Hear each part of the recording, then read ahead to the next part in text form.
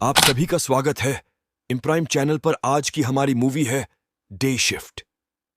Movie का I starting में हमें बर्ड जबलोंस्की को दिखाया जाता है, जो एक ब्लू कॉलर पिता हैं, जो पूल क्लीनर के रूप में काम करके अपने परिवार का भरण पोषण करते हैं। उसका असली काम पिशाचों का शिकार करना और उन्हें मारना है। बर्ड ने देखा कि एक आदमी काम के दौरान वह घर छोड़ रहा है जहां वह काम कर रहा है। वह चुपचाप निवास में प्रवेश करता है, जहां उसे दो पिशाच, एक बुजुर्ग महिला और एक छोटा पुरुष दिखाई देता है। वह पिशाचों को मारता है और लंबी लड़ाई के बाद सरौता से उनके दांत निकालता है।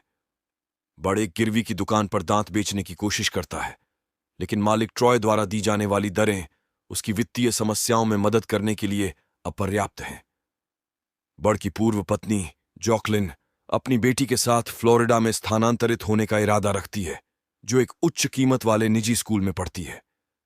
बर्ड को अपनी ट्यूशन फीस चुकाने, अपना कर्ज चुकाने और अपनी बेटी के लिए ब्रेसेस खरीदने के लिए पिशाच शिकार संघ में फिर से शामिल होने के लिए मजबूर होना पड़ता है। बर्ड अपने पुराने सेना मित्र बिग जॉन इलियट को संघ में फिर से शामिल होने में सहायता करने के लिए भर्ती करता है।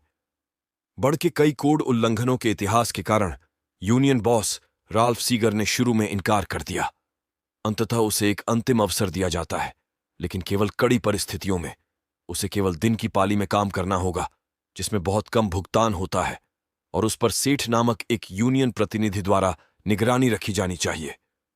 सेठ द्वारा बर्ड के उल्लंघन की जांच और रिपोर्ट की जानी चाहिए। इस बीच ओंड्रे नाम का एक पिशाच बर्ड द्वारा मारे गए पिशाचों का पता लगाता है। ओंड्रे उस आदमी की तलाश करते हुए ट्रॉय को ढूंढती है, यातना देती है और उससे पूछताछ करती है, जिसने दो पिशाचों में से बड़े को मार डाला था। उसे मारने से पहले वह कबूल करती है कि मनुष्य पहले पिशाचों को देवताओं के रूप में पूजते थे, और वह घर बनाकर और सेना इकट्ठा करने के लिए, पिशाच कॉलोनियों को विकसित करने के लिए उनका उपयोग करके पुरानी व्यवस्था को बहाल करने का इरादा रखती है।